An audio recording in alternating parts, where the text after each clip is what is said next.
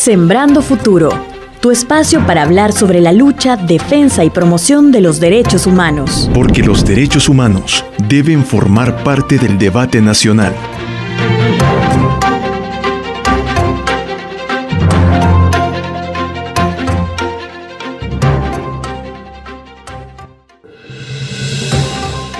Bienvenidos amigos y amigas al séptimo episodio de su podcast Sembrando Futuro. Les acompaña Kenny Cibrián y en nuestra sección de la entrevista tendremos como temática principal hacer un análisis sobre la Ley Especial para la Atención y Protección Integral de Personas en Condición de Desplazamiento Forzado Interno a 2 años de su aprobación acá en El Salvador. Por ello contamos con la participación de Joana Ramírez del Servicio Social Pasionista y de Germán Cerros del Instituto de Derechos Humanos de la UCA, a quien les doy la más cordial de las bienvenidas. Muchas gracias por la invitación. Gracias y más que encantado de poder estar acá nuevamente. Antes de iniciar la entrevista queremos compartirles una breve cápsula introductoria. Adelante. 1.300 víctimas de desplazamiento forzado desde 2020. Según los registros de la Asociación Cristosal y el Servicio Social Pasionista, unas 1.306 personas fueron víctimas de desplazamientos forzados internos durante el año 2020. Hasta el mes de enero de 2022, estos datos son comparativamente mayores a las registradas por el Estado hasta 2021 en un 0,05%. Unas 38 víctimas han sido cuantificadas hasta el mes de enero de este año, de acuerdo con las organizaciones. Los datos oficiales hasta la fecha, en cambio, aún no han sido divulgados por la Unidad de Desplazamiento Forzado Interno de la Procuraduría General de la República, la institución competente en la atención y asistencia de víctimas. Los casos apenas llegaron a cuantificarse en 1.170 al cierre del año 2022. De los 1.306 casos reportados, Cristosal detalla que unos 702 hechos de desplazamientos forzados internos respondieron a hechos motivados por la violencia. De ese recuento, el desplazamiento de 38 personas estuvo motivado por la desaparición de al menos uno de los miembros de su familia. Al cierre del año 2021, unas 1.124 casos de desaparición de personas figuraban entre el registro oficial de la Fiscalía General de la República, pero ninguno de los registros respondía a hechos suscitados por la desaparición forzada de personas. Escuchábamos la cápsula introductoria y justo para iniciar con la discusión, Joana, me gustaría preguntarte, ¿cuál crees que es el estado actual de la ley que estamos abordando en estos momentos? Bueno, quizás valga la importancia, ¿no?, de hablar que la aprobación de la ley especial para la atención y protección de víctimas en condición de desplazamiento forzado ha sido una lucha constante de las organizaciones de derechos humanos y de las mismas víctimas. Históricamente el desplazamiento había sido de alguna manera negado o minimizado por los distintos gobiernos y los gobiernos anteriores y el actual también. Sobre todo después de la aprobación de la ley hubieron distintas dificultades en el marco de su implementación y una de ellas fue el periodo en el que entramos en emergencia por COVID-19, donde las instituciones del Estado se enfocaron más en brindar respuestas ante la prevención del COVID y muchos de los temas que estaban vinculados a la atención a víctimas, no solo del desplazamiento, sino también a mujeres víctimas de violencia basada en género, desapariciones forzadas, entre otros temas, no tuvieron la relevancia oportuna y por lo tanto tuvieron ciertas dificultades en el marco de la implementación. Además, esta ley no ha contado con fondos específicos para poderla poner en marcha. Esto hizo aún más difícil también su implementación, pero sobre todo la puesta en marcha. La ley ya lleva 2 años en las cuales deberían de haberse visto palpable algunas acciones encaminadas a la protección de las víctimas, pero actualmente no han existido ningún tipo de avances, sobre todo pensando en materia de la conformación de la Comisión Técnica Interinstitucional que mandata la ley y que debería estar conformada por instituciones del Estado como el ISDEMU, el CONAD, la Procuraduría General de la República, entre otras instituciones que están llamadas a ser parte del sistema de protección y también organismos internacionales y organizaciones de la sociedad civil que deberían de estar trabajando en función de crear lineamientos, políticas, rutas específicas para la funcionalidad de la ley. Entonces ha sido bastante difícil, incluso a nivel de coordinación y diálogo con las instituciones claves como la Dirección Nacional de Atención a Víctimas, que ha tenido cambios bastante relevantes en sus titulares. En menos de 2 años han existido casi 3 titulares dentro de la institución, y con ellos hemos tenido dificultades desde el trabajo de las organizaciones en poder generar espacio de diálogo. Incluso en algún momento pues hubo un cierre total en el tema de acompañamiento a víctimas o de referencia y contrarreferencia de los casos, y el diálogo no ha sido priorizado también por los titulares de esta institución. Gracias, Joana. Germán, ya Joana nos daba un primer acercamiento de cuál es el estado de la ley. Sin embargo, como toda ley, siempre es necesario crear cierto aparataje para que esta funcione. ¿El Estado ha creado alguna condición, aunque sea mínima, para que la ley funcione, Germán?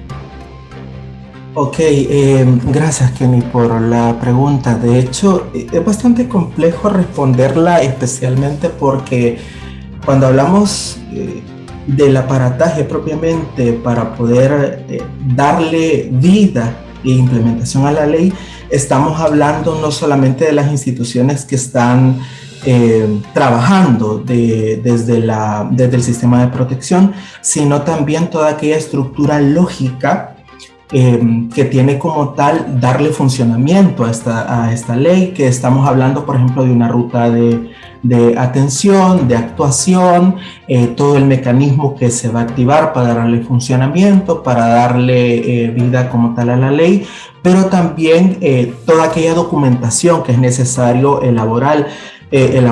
Y aquí estamos hablando más que todo de un trabajo de rigurosidad que compete especialmente a todas aquellas instituciones encargadas, especialmente al ente rector, que es la Dirección de Atención a Víctimas. Y hablando propiamente de esto, hasta donde nosotros tenemos entendido, al menos lo que conocemos como instituciones de sociedad civil, desconocemos totalmente si existe como tal una estructura, al menos formal, que responda a todas aquellas necesidades, ya sean legales, psicológicas, humanitarias, entre otras, que puedan llegar a existir para poder atender a las poblaciones en situación de desplazamiento forzado. Desconocemos totalmente si existe o si ya está creada esta estructura como tal, más dentro del sentido de la ley, si está bien definido cómo es que se va a hacer dicha estructura. Al menos como organizaciones de sociedad civil en ningún momento nos han invitado a construirla, a establecerla, o por lo menos a dar alguna valoración propiamente de nosotros, ya que nosotros también hemos tenido un amplio trabajo como instituciones de sociedad civil para atender a las múltiples víctimas de esta problemática. Pero por ahí también nosotros conocemos a viva voz y por algunos rumores que desde sociedad civil nos hemos llegado a intercambiar, que en realidad esta estructura o esta articulación o estos documentos en algún momento ya se han elaborado. Ahora bien, la pregunta es, si ya están elaborados, ¿habrá sido de forma inconsulta para con las organizaciones de sociedad civil? ¿En algún momento se involucró a las personas afectadas directamente por esta problemática? Y ahí es donde surgen como muchas preguntas. Nosotros tenemos entendido que sí, hay dicha estructura, mas no es de conocimiento público, ya sea para las personas que están viviendo esta experiencia como tal, sí podría decirse experiencia, pero tampoco desde las organizaciones de sociedad civil, las desconocemos totalmente. A pesar de eso y desconociendo esa estructura formal, seguimos trabajando con las víctimas y también por sus necesidades. Joana, según los datos proporcionados por la Procuraduría General de la República, hasta octubre del 2021 se atendieron en esa institución a 1.170 personas en situación de desplazamiento forzado interno. Ya sabemos también que otro de los actores en la sociedad que atiende víctimas de este flagelo es precisamente las organizaciones de sociedad civil. Sin embargo, a nivel gubernamental, además de la PGR, ¿qué otras instituciones han estado actuando en cuanto a la atención de las víctimas? Bueno, hay que recalcar que algunas instituciones del Estado han tenido que asumir un rol casi protagónico en el tema de acompañamiento a víctimas, un rol que según las competencias y capacidades de sus mismas instituciones por la estructura, el tipo de servicio que proporcionan, no deberían de estar acompañando a víctimas de desplazamiento forzado, porque existe un ente rector que en este caso ha sido la Dirección Nacional de Atención a Víctimas, que debería de estar asumiendo la responsabilidad de coordinar, articular, canalizar esfuerzos y la búsqueda de soluciones duraderas. Pero lamentablemente también por esa negativa de asumir este rol que tal cual le mandata la ley, instituciones como la PGR han tenido que crear unidades especializadas en materia de atención a víctimas del desplazamiento forzado, sobre todo porque están a nivel nacional y dentro de los territorios, pues muchas personas solicitan ese tipo de apoyo y de acompañamiento.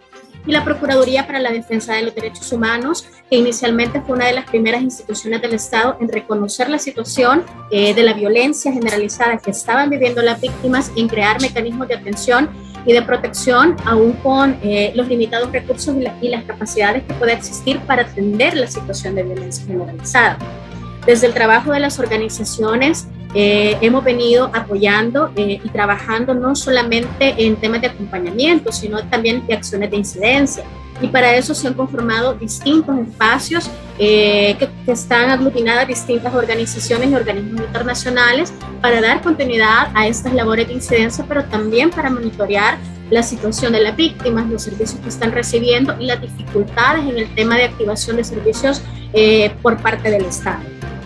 Muchos de los casos que llegan a nuestras organizaciones también son referidos por instituciones como ISDEMO, como la misma PGR, el CON, el INAH, la Policía Nacional Civil y en algún momento también por la misma Dirección de Atención a Víctimas. Esto nos da un indicativo que las respuestas estatales, primero, están fragmentadas. Segundo, no tienen un enfoque de soluciones duraderas o un enfoque que permita a las víctimas empezar a construir sus proyectos de vida en búsqueda también incluso de la sostenibilidad económica de estas familias. Es por eso que desde las organizaciones venimos haciendo distintos trabajos en mejorar los procesos de acompañamiento, en incorporar acciones que están enfocadas más en soluciones duraderas en aquellos casos que por su mismo perfil de riesgo y por la situación económica se han visto afectadas por el hecho de violencia. Hay muchas familias que han perdido sus empleos y que no pueden incluso denunciar en el Ministerio de Trabajo porque o no les hacen caso o no continúan los procesos, o los estigmatizan incluso por haber sido víctimas de estos hechos de violencia y no hay respuestas más certeras o centralizadas en brindar soluciones duraderas como medios de vida, por ejemplo, la empleabilidad, programas especiales educativos, sobre todo en el caso de niñez y adolescencia, o formaciones técnicas en el caso de las juventudes, que de alguna manera requieren fortalecer algún tipo de herramientas. Desde el SPAS, viendo esa situación también, hace un periodo de como 2 años, incorporamos algunas estrategias de medios de vida que nos han permitido acompañar algunos casos que requieren este tipo de acompañamiento. Hablando un poco de datos estadísticos, nosotras desde hace 2 años hemos atendido alrededor de 710 casos de personas víctimas de desplazamiento forzado. Y hay una particularidad que debemos seguir reconociendo desde las organizaciones también y que es un reto fundamental. La mayoría de nuestros casos que llegan han sido mujeres. Hemos atendido a 400 mujeres en todo su ciclo de vida, es decir, niñas, adolescentes, juventudes, personas adultas mayores y 306 hombres también. Eso nos da un indicativo de que al menos en nuestros casos la mayoría de personas que solicitan servicios son mujeres y de esos 710 casos, 45 casos estaban enfocados en mujeres sobrevivientes de violencia basada en género. Lo que implica que de las modalidades de la violencia han ido cambiando, se han ido transformando y hay otros actores también que van cobrando relevancia en el ejercicio de la violencia en contra de poblaciones en condición de mayor vulnerabilidad. Muchas de esas mujeres nos han expresado que han activado mecanismos de protección específicos. En el caso del ISDEMU, que tiene un programa especial para mujeres víctimas de la violencia basada en género, y que las respuestas han sido bastante limitadas. En ese sentido, hay que hacer una revisión también de los perfiles de riesgo actuales, hay que hacer una revisión de las respuestas institucionales a ese tipo de poblaciones, sobre todo pensando en que muchas de estas mujeres se han vuelto incluso cabeza de hogar de estos grupos familiares, porque su familiar está desaparecido, o porque hubo un homicidio, o porque efectivamente su pareja o su expareja ha sido el agente persecutor. Que muchos de estos hombres que ejercen este tipo de violencia contra las mujeres instrumentalizan incluso a las pandillas para el ejercicio de la violencia y que se den los desplazamientos forzados. Las mujeres no pueden continuar en los territorios porque son amenazadas no solamente por su agente persecutor primario, sino también las estructuras de pandillas cobran un rol bastante fundamental en materia de no permitir el acompañamiento, no permitir otro tipo de respuesta dentro de las comunidades, y las autoridades continúan enviando a las víctimas de un lugar a otro. Si inicialmente fuiste víctima de violencia de género, bueno, vas al ISDEMU, pero de pronto viene otro agente persecutor y realiza un hecho de violencia, te mandan a otra institución. Entonces estas respuestas segmentadas, fragmentadas incluso, y bastante limitadas, generan más hechos de victimización, y no vemos un rol protagónico incluso desde la Dirección Nacional de Atención a Víctimas para la protección de estos perfiles de riesgo. Germán, me gustaría consultarte. Ya en el primer bloque ustedes nos daban un panorama general de cuál es la situación actual de la Ley Especial para la Atención y Protección Integral de Personas en Condición de Desplazamiento Forzado Interno, y pues con todo este panorama que ustedes ya nos pintaban, me gustaría preguntarte si la actual ley necesita o crees que son necesarias reformas. Ok, esa pregunta es como bastante cuestionable, especialmente porque por ahí a algunas de las organizaciones que estamos trabajando el tema, se nos había llegado en algún momento el rumor de un interés por parte de la DAP y de algunas instituciones del Estado de modificar esta ley como tal. Más allá de ser un rumor, también hay algunas noticias como algunas que publicaron Cartón Cerrado, entre otros periódicos independientes, que también reflejaban el hecho de este interés sobre la modificación a la ley. Desde mi punto de vista, y quizá voy a hablar desde mi persona como profesional, creo que la ley hasta cierto punto reunía todas las condiciones necesarias para poder atender a aquellas poblaciones que estaban en alguna situación de peligro inminente, y que esta misma situación pues les había forzado a desplazarse de alguna forma. A pesar de eso, todas las leyes que se han elaborado en el país, muchas de estas requieren ciertos ajustes, especialmente cuando tienen que ver con temas como la violencia generalizada o el trabajo en temas de seguridad pública, porque responden específicamente a una fotografía de lo que es la realidad, lo que está pasando y cómo se expresa el fenómeno de la violencia en ese momento. Y nos hemos dado cuenta desde las organizaciones de sociedad civil que, si bien es cierto, alguna ley va a responder a la atención y a las necesidades de estas poblaciones como tal, la misma violencia y estos mismos grupos delictivos llegan a modificar también su modus operandi para poder funcionar de alguna forma y seguir amedrentando, acosando y violentando a las poblaciones como tal. Creo que desde esa lógica pienso que en su momento la ley reunía todos los requisitos habidos y por haber para poder responder de alguna manera a las necesidades de las víctimas. Que necesitaba algunos ajustes, algunas cosas que podrían mejorarse. Claro, todas las leyes son perfectibles, se pueden modificar de alguna forma para poder responder a las múltiples necesidades humanitarias que tiene la población afectada por la problemática.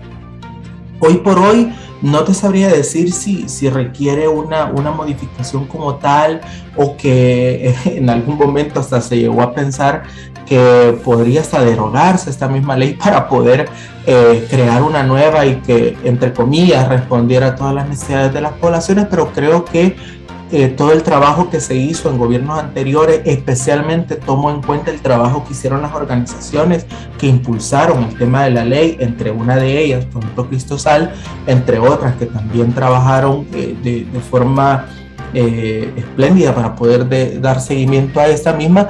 Creo que hicieron un muy buen trabajo y construyeron un documento que respondía en alguna medida a todas las necesidades de las poblaciones.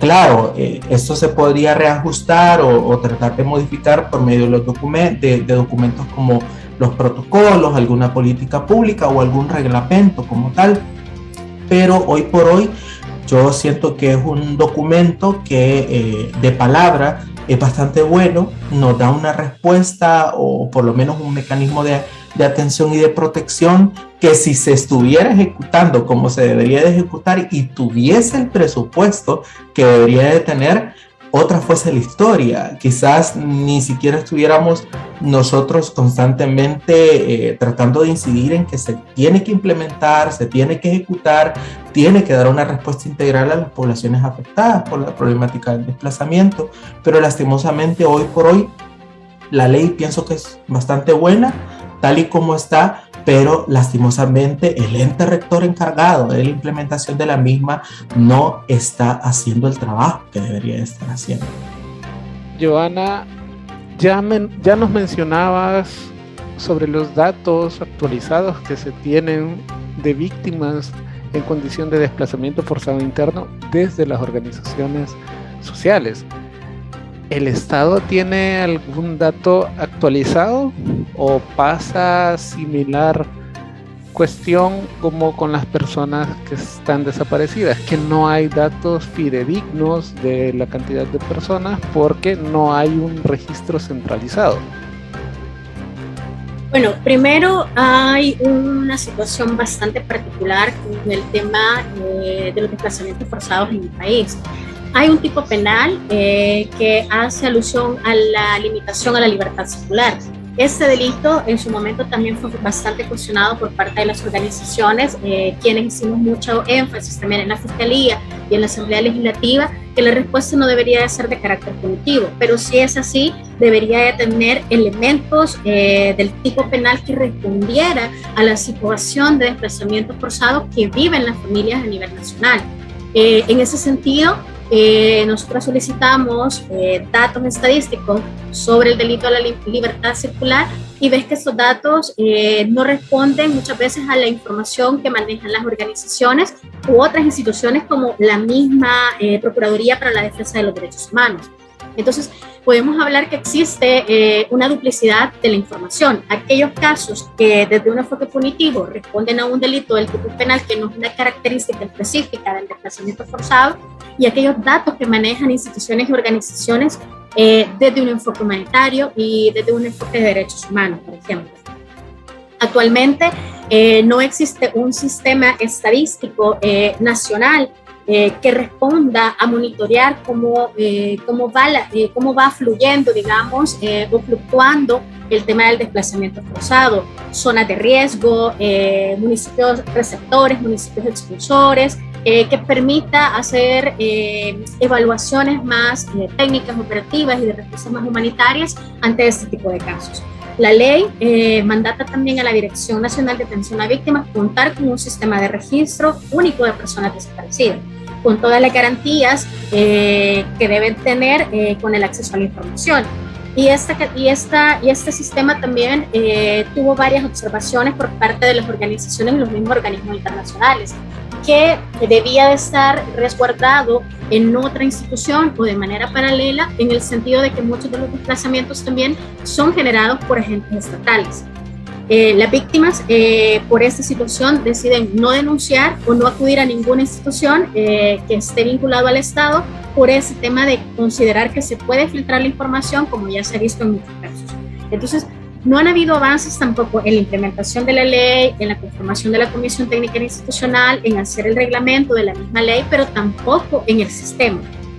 Si Germán se recuerda, por el año 2019 más o menos, a finales del 2019, tuvimos un espacio de reunión con el director en ese momento, que era Henry Campos, y él nos había manifestado que el sistema ya casi estaba por ponerse en funcionamiento, porque tenían fondos necesarios y suficientes y porque el sistema iba a responder a una estructura de resguardo de la información, sobre todo para las víctimas.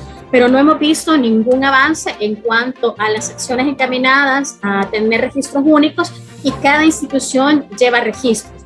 Lo preocupante de este elemento es que muchos de estos casos van a distintas instituciones, por lo tanto puede haber un subregistro de la información y puede haber un subregistro también de la información por parte de las organizaciones, al no tener sistemas articulados y sistemas que respondan realmente a las necesidades de las víctimas. Lo que se ha hecho desde las organizaciones de la sociedad civil es hacer un esfuerzo de la construcción de un observatorio de desplazamiento forzado que está liderado por el espacio de la Mesa contra Desplazamiento Forzado en El Salvador. Aún así, estos casos responderían a la información y los datos que arrojaría este sistema responden a los casos que efectivamente llegan a las organizaciones, pero no se ha visto una vinculación todavía con el Estado, por ejemplo. Porque no hay información, porque cada institución documenta sus casos de manera distinta y sobre todo muchas veces hay un subregistro de repente de toda la información, porque solo se evalúa la situación de desplazamiento forzado, pero también es necesario hacer un análisis del hecho que generó ese riesgo o esa situación de las víctimas. Perdón, es Henry Flores. Gracias, Germán. Gracias, Joana. Germán, ya Joana en su respuesta mencionaba algo que tenía mucho que ver con el contexto que se estaba viviendo en El Salvador para cuando se aprobó esta ley. Sin embargo, al menos mediáticamente pareciera ser que se ha dejado de lado el delito del desplazamiento forzado interno y se ha puesto más el foco de atención en los casos de personas desaparecidas. Entonces, quisiera saber si desde las organizaciones se cuenta con cuáles son las causas actuales del desplazamiento forzado interno o si han variado en este periodo de tiempo que ya mencionaba. Ok, gracias, Kenny, por la pregunta. De hecho, fíjate que como lo mencionaba Joana, digamos que hemos hecho algún esfuerzo desde las organizaciones de sociedad civil de forma rigurosa para poder caracterizar especialmente el fenómeno del desplazamiento forzado como tal. Y caracterizar significa no solamente ver las características de las personas que están siendo afectadas, que en este caso pues hay algunas notas de gato encerrado en donde se reflejan las poblaciones afectadas, y no solamente las notas de gato encerrado, sino todas las organizaciones de sociedad civil que han presentado sus informes, como lo es como Cabistrans, entre otras instituciones. También pues estas mismas organizaciones han caracterizado a aquellos agentes persecutores y cuáles son los hechos propiamente que están experimentando estas personas que en algún momento se desplazan. Y aquí quizás lo voy a intentar tratar de ser lo más concreto posible, pero todas aquellas, las principales razones que en algún momento fuerzan a las personas a desplazarse son todas aquellas situaciones de peligro inminente o que generen cierto nivel de riesgo para la población. Llámese cualquier expresión de violencia que pudiese existir.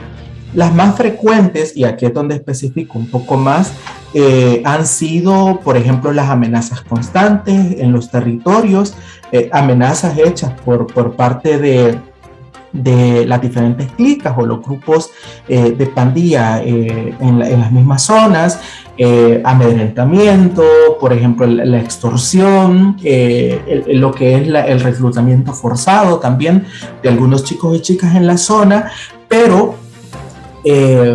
hablando también entre otras expresiones de violencia como lo son los más duros, el hecho de algún asesinato, de algún integrante del grupo familiar o de la estructura del grupo familiar como tal. En otros de los hechos, la desaparición forzada también. Hablar sobre el desplazamiento forzado es hablar sobre todas las expresiones de violencia habidas y por haber que se están manifestando en el territorio de El Salvador. Y a pesar de que en algún momento estamos hablando de personas desaparecidas, detrás de las historias de los grupos familiares con una persona desaparecida, puede existir también el testimonio de grupos familiares que se han visto forzados a desplazarse para evitar o mitigar el riesgo de desaparición también, o otro hecho violento también para otro integrante de la familia. Ya no digamos aquellos desplazamientos en donde se han dado diferentes expresiones de violencia basadas en género y en el peor de los casos en donde el mismo grupo familiar se vea configurado múltiples expresiones de violencia que han experimentado agresiones sexuales, la desaparición de un familiar, las amenazas, más la extorsión, que no me dejará mentir Joana, pues a veces a las organizaciones, los equipos técnicos que estamos trabajando con ellos y con ellas, nos ha tocado escuchar historias bastante duras. Eso es lo que te podría decir que actualmente pues está ocurriendo como tal en el país. Ahora, no nos podemos quedar como muy cortos en decir que solamente esas expresiones de violencia o delitos o hechos violentos o violaciones también a derechos humanos son las únicas razones por las cuales las personas se desplazan. La vida misma nos ha demostrado que diferentes grupos delictivos se rebuscan por poder tener otros modus operandi y en esa dinámica de la violencia como tal pueden llegar a surgir nuevas causas del desplazamiento, y es ahí donde concateno la importancia de poder tener un tema de rigurosidad en la parte de los registros, cómo se llega a caracterizar, sistematizar la problemática como tal, porque hay que estarle dando un estudio constante, una observación rigurosa, científica y sistemática a lo que de verdad se está trabajando con las personas. No solamente decir, y aquí toco el tema del diálogo, el discurso que maneja en algún momento el Estado, decir que las personas se desplazan solo porque quieren buscar protección humanitaria en otros países o que se desplazan por motivos económicos. Creo que esa es una valoración muy reduccionista, burda, si no es por decirlo mal, pero no hay una rigurosidad para poder estudiar el fenómeno como tal. Hay poco, por así decirlo, pocas acciones científicas para poder sistematizarlo y eso te hace pensar mucho que en algún momento pues el Estado no le ha dado la importancia necesaria al tema de poder caracterizar de forma científica y rigurosa los hechos que han experimentado las personas. Y también agregando a esa parte, quizás un poquito lo de desmitificar el tema de que en algún momento solamente los grupos de pandillas llegan a provocar el desplazamiento forzado de las personas. Hemos tenido casos en donde han sido cuerpos de seguridad estatal, llámese PNC o ejército, quienes también lo han provocado. Han ido reduciéndose en alguna medida. Hoy hemos tenido pocos casos sobre eso, pero también pues no inculpar solamente a los grupos de pandillas como los únicos que llegan a desplazar a las personas. Sí, los más importantes y los que más frecuentemente se observan en los testimonios, pero también es necesario caracterizar que hay otros agentes perceptores, y uno de los que nos preocupa bastante son los de las fuerzas de seguridad, porque es en quienes las personas confían, a quienes le van a depositar especialmente una denuncia, un hecho, o a quienes buscan protección, pero duele bastante desde la voz de los grupos familiares que tu agente persecutor sea el mismo sistema de protección, y eso pues es una cuestión que no se puede aceptar como tal. Me gustaría preguntarte, Joana, pareciera que por todo lo que hemos estado conversando en este programa no hay muchos avances que se puedan identificar en cuanto a la Ley Especial de Atención y Protección Integral a Personas en Condición de Desplazamiento Forzado. pero ¿se pudiera identificar algún retroceso, algo que esté peor incluso que el momento en el cual se aprobó la ley? Bueno, quizás retomando algunos puntos que ya previamente establecía Germán, creo que más allá de hablar de retroceso, creo que hay una pasividad por parte del Estado en querer avanzar en todos los temas vinculados a acompañamiento a víctimas. Acciones encaminadas a la prevención de la violencia, el enfoque de carácter punitivo que ha tenido el Estado en sus políticas de seguridad, que todavía continuamos desconociendo los ejes de trabajo del Plan El Salvador Seguro, pero no contemplan acciones en la prevención de la violencia con un enfoque en poblaciones priorizadas como la población LGBTIQ, las mujeres, la niñez, la adolescencia y todo el acompañamiento a víctimas. Los fondos asignados para las instituciones que están brindando algún tipo de acompañamiento ha sido reducido, como es en el caso del ISDEMU, que Ciudad Mujer también ha tenido una disminución bastante significativa para operar dentro de los territorios y que han sido estructuras que han respondido a necesidades de mujeres en zonas rurales en donde los servicios estatales no han estado presentes, y si estos han estado, han sido de manera pues más limitada. También el tema de minimizar el impacto de la violencia y ocultar algunos hechos de violencia. Hemos visto casos en los que el director de la Policía Nacional Civil, el mismo ministro de Seguridad y Justicia Pública, el fiscal general de la República han acusado a las mismas víctimas de los hechos de violencia que han experimentado. Casos en donde se han intentado ocultar las situaciones de desplazamiento forzado, las desapariciones, entre otros elementos.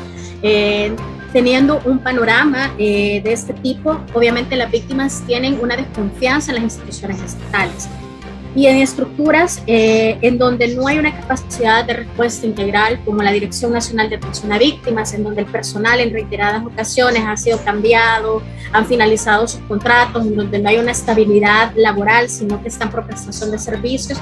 Difícilmente las víctimas pueden recibir un acompañamiento. Desde distintos espacios se ha tratado de fortalecer las capacidades técnicas, incluso en medio de la emergencia por COVID-19 se desarrollaron procesos formativos con todo el personal de la Dirección de Atención a Víctimas, de las oficinas locales de atención a víctimas, en busca de fortalecer el sistema de protección para una atención más integral, libre de sexismo también, pero lamentablemente pues esos espacios de articulación y esas acciones no pudieron ejecutarse por la falta de diálogo y el cierre de estos espacios de diálogo con la institución. Hablar de retrocesos sería hablar del cumplimiento de algunas acciones mínimas por parte del Estado, pero nos encontramos en una situación en donde no han habido ni siquiera algún tipo de avances en cuanto a la implementación de la ley, en cuanto a las respuestas efectivas que puedan tener las víctimas. Actualmente el albergue que estaba destinado a la atención a víctimas no está en funcionamiento, y durante el periodo de la pandemia por COVID-19 el albergue fue utilizado para resguardo de personas como centro de contención. Eso implica que el Estado no ha tenido una visión de carácter protectora a las víctimas de la violencia y sobre todo aquellas que se han encontrado históricamente en condición de mayor vulnerabilidad. Vemos actualmente distintos hechos de violencia que generan el desplazamiento forzado, como las desapariciones, que no es un tema nuevo, sino que históricamente el país, en efecto, ha sufrido de un tema de desapariciones. Ahora está más visible porque las familias han decidido organizarse y también denunciar ese tipo de hechos, así como también en su momento lo hicieron las víctimas del desplazamiento forzado. Entonces, al hablar de retrocesos, me atrevería a decir que no podemos hablar actualmente de retrocesos, sino más bien una falta de interés político y público, incluso de todo el gobierno, no solamente de la DAP, sino del gobierno y de las distintas instituciones en las que no se tiene como prioridad el tema de acompañamiento a víctimas, respuestas integrales y la búsqueda de soluciones duraderas para todas las situaciones de violencia, la violencia que afecta a las mujeres, niñez, adolescencia, población LGBTIQ, pero sobre todo cuando hablamos del desplazamiento forzado, no hay al menos actualmente una estructura que provenga del Estado para la atención a víctimas. Se están haciendo esfuerzos bastante fuertes por parte de organismos internacionales, pero también hay que prestar ojo a que las instituciones, los organismos internacionales no tenemos ni debemos suplir el rol del Estado en cuanto a la protección y la atención a víctimas, sino tener un rol más de acompañamiento, de fortalecimiento, de coordinación y también de contraloría. Gracias, Joana. Germán, finalmente, porque ya tenemos breves minutos, ¿qué recomendaciones surgen desde las organizaciones de sociedad civil para atender estos casos de desplazamiento forzado interno que siguen existiendo en la actualidad de nuestro país? Ok, perfecto. Sin aras de ponerme como muy romántico también en este tema, sino más bien sí tener un poquito de expectativa bastante alta, pero a la vez caer en la realidad de lo que tenemos. Creo que una de mis recomendaciones, y ya le hemos hablado con diferentes organizaciones, es el hecho de poder trabajar de forma articulada. A pesar de que en algún momento, bueno, creo que en muchas entrevistas lo hemos mencionado sobre el deterioro de las relaciones entre el Estado y sociedad civil, prácticamente está siendo nula y está siendo difícil también trabajar con ellos.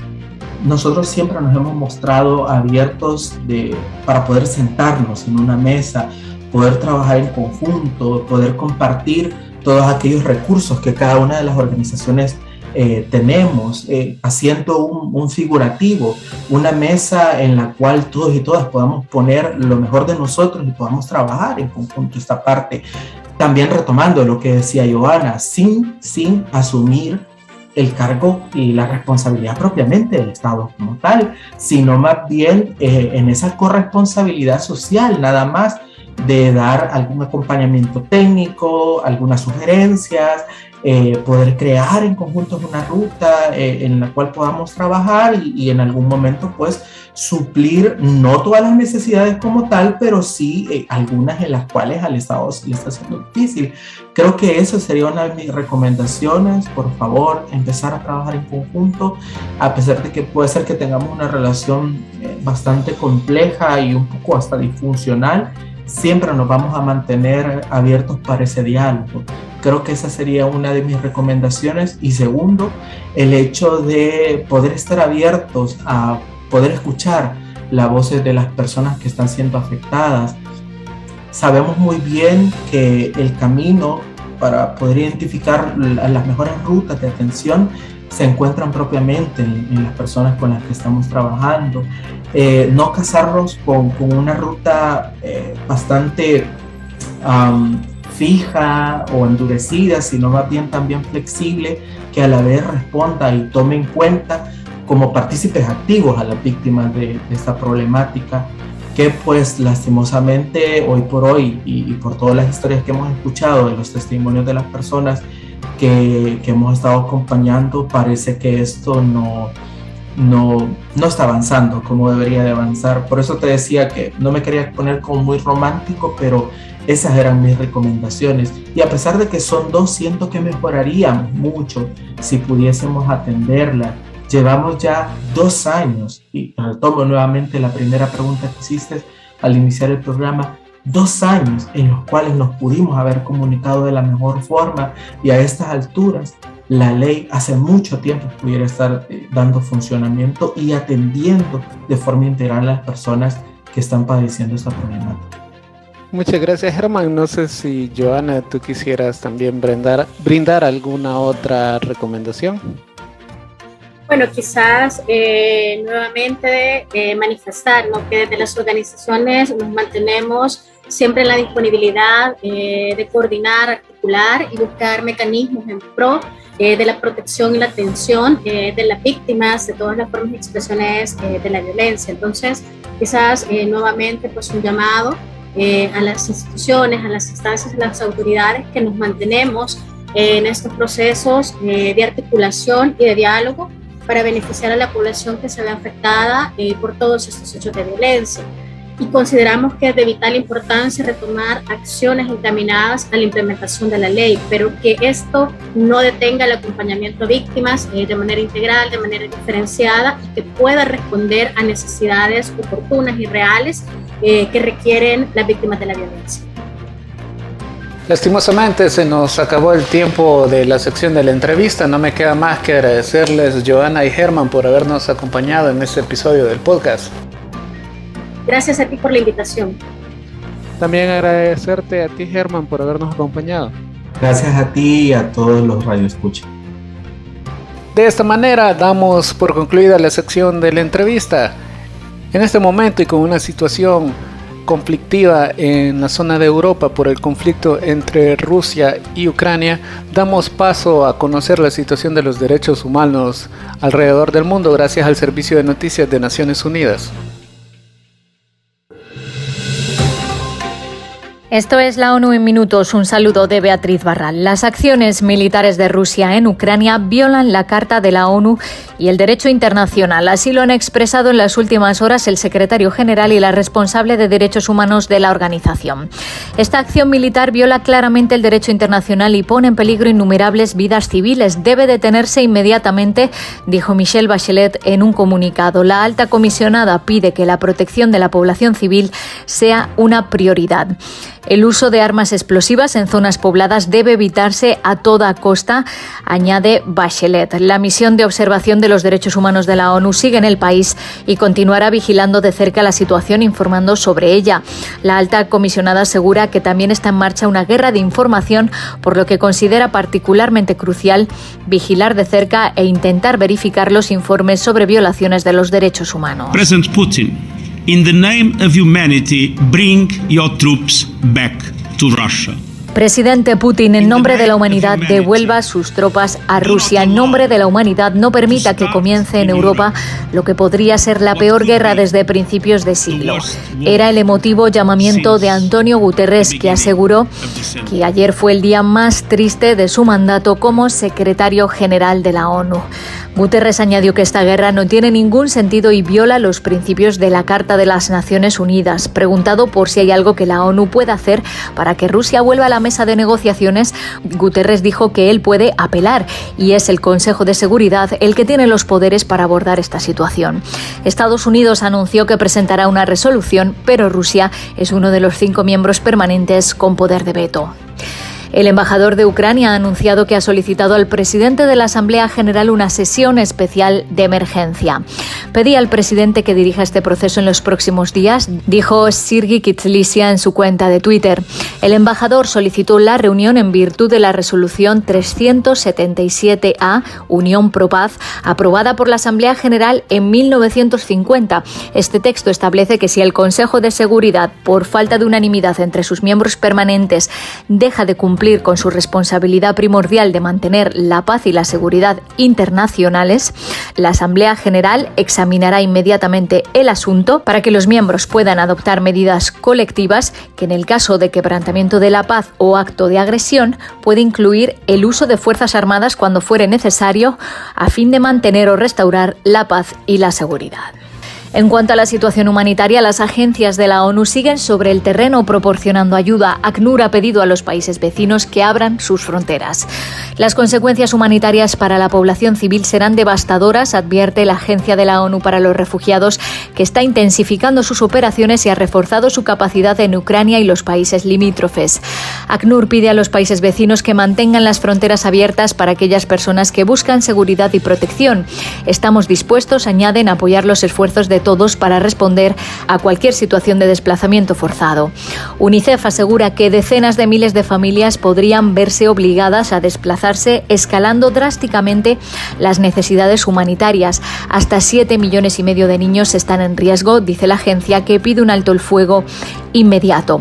UNICEF está transportando ya agua potable y posicionando suministros lo más próximo posible a las comunidades cercanas a la línea de contacto y coordinando con los municipios de la zona para garantizar que la ayuda llegue inmediatamente.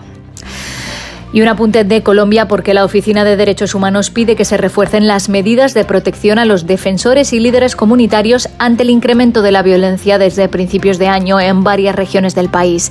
Las víctimas de los ataques son sobre todo campesinos, indígenas y afrodescendientes. Ante esta situación, la oficina urge a que se refuercen todas las medidas de protección. También reitera el llamado a todos los grupos armados de Colombia a declarar un cese al fuego y de hostilidades y a respetar el derecho internacional humanitario para proteger a la población civil. La oficina condena además el asesinato el 22 de febrero de los líderes y defensores Teófilo Acuña y Jorge Tafur, integrantes del Coordinador Nacional Agrario y del Congreso de los Pueblos. Hasta aquí las noticias más destacadas de las Naciones Unidas.